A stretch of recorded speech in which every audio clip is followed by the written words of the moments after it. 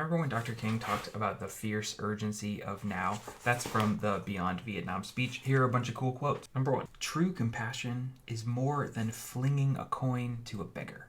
It comes to see that an edifice which produces beggars needs restructuring. If you're not familiar, this comes from the Good Samaritan, which is a parable in Christianity. I scribbled a couple pages later.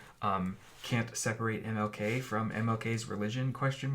I don't know. I don't even know that I'm invested in that question. A scribble like that is classified as a marginalia in one of the annotation systems that I've read. Let's keep going. You'll notice that every paragraph here starts with the phrase, a true revolution of values. This is what speechwriters call anaphora. You might remember a relatively famous usage of anaphora. Incidentally, he uses the Good Samaritan a year later in a speech in a slightly different way. I don't know the name for the rhetorical device of using a theme across multiple speeches across a career. Maybe it's one of his values. Number 2, I knew the number of things that have interrupted me. Time moving on. Jesus, gracious, good, great balls of goodness. Okay. I knew that I could never again raise my voice against the violence of the oppressed in the ghettos without having first spoken clearly to the greatest purveyor of violence in the world today, my own government. You might recognize this quote from my previous video. I wanted to include it again just for emphasis because, anaphora, and also because I needed an excuse to match the green colors, and this was the only green annotation I had in this speech. Number 3, we must not engage in a negative anti-communism, but rather in a positive thrust for democracy. 3.5, incidentally, this also emerges as a theme in his next speech, the Where Do We Go From Here speech. He talks about this. He says, what I'm saying to you this morning is that communism forgets that life is individual. Capitalism forgets that life is social. And the kingdom of brotherhood is found neither in the thesis of communism nor the antithesis of capitalism, but in a higher synthesis. And then it gets interrupted by applause, but the end of the line was, in a higher synthesis that combines the truths of both. I guess it was pencil, so I fixed the part of why I like this particular quote is because of this insane paragraph before. I want to make a video called The Most Complicated Paragraph Dr. King Ever Wrote. Marx, Engels, Lenin, Das Kapital, Hegel, Feuerbach. It's got so many references. Despite having a master's degree in ethics, I did not understand what he was saying. Intellectual humility is good, and also I get to giggle at this annotation from years ago. Did you, Martin Luther King, PhD? I think the thought is, did you forget that he actually has a PhD? Anyway, part of why I want to include this specifically is because if you read enough of him, he actually flexes like a couple of times in some of the speeches. Like he deliberately says things that are just a little, and then he explains them right after, which is delightful and one of my inspirations if you've been hanging out on this channel for a long time. Incidentally, the Where Do We Go From Here speech also ends with a bunch of anaphora. Instead of I have a dream or instead of a revolution of values, he says, let us be dissatisfied, let us be dissatisfied, let us be dissatisfied. And I'm embarrassed to show you this, but I'll show you anyway.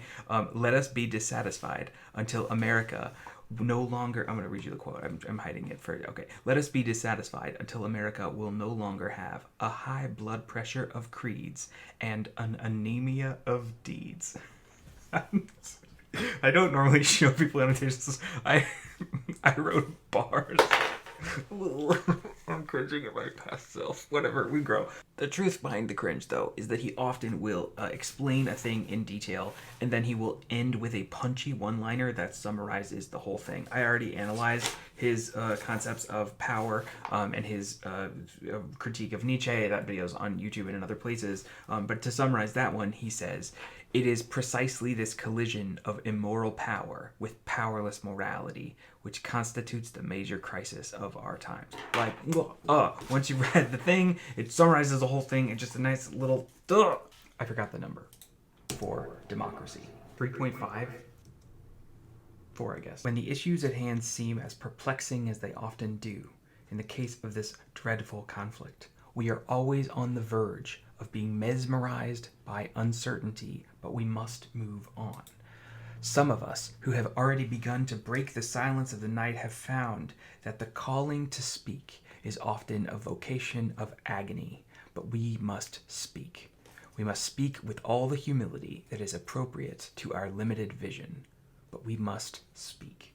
This being mesmerized by uncertainty exists in the context of the Beyond Vietnam speech. If you saw the other video, some of this is going to be repetitive, but this is the speech in which Dr. King came out against the war in Vietnam. Speak with all the humility that is appropriate to our limited vision, but we must speak. It is fun to hear King say, "Through violence you may murder a liar, but you can't establish truth. Through violence you may murder a hater, but you can't murder hate. Through violence darkness cannot put out darkness. Only light can do that." Number 6. And to be clear, there's nothing wrong with enjoying the process of learning, and there's nothing wrong with reveling in the rhetorical skill of history's greatest orator. But just as we can whitewash King, we can also rhetoric wash King. Focus too much on the anaphora and analogy and less on the values and the moral conviction. King's legacy is not a call to rhetoric or a call to aesthetics. It is a call to conscience. In speaking with a humility that is appropriate to my limited vision, I know that I do not have the moral authority to tell you what your own conscience says.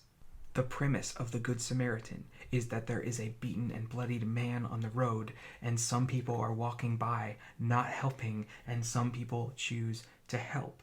But as we continue to perspective flip between the helpers and the non-helpers, we often forget there is the perspective of the person beaten and bloodied on the road.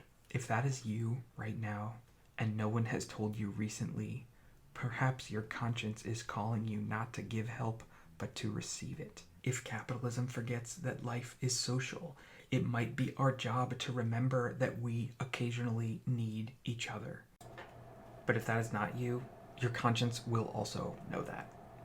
Let's end where we began. We are faced with the fact, my friends, that tomorrow is today. Is today. We are confronted with the fierce urgency of now. In this unfolding conundrum of life and history, that is such a thing as being too late.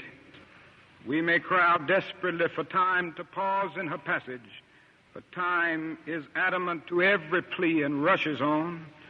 Over the bleached bones and jumbled residues of numerous civilizations are written the pathetic words, too late. That is an invisible book of life that faithfully records our vigilance or our neglect. Omar Khayyam is right, the moving finger writes, and having writ moves on.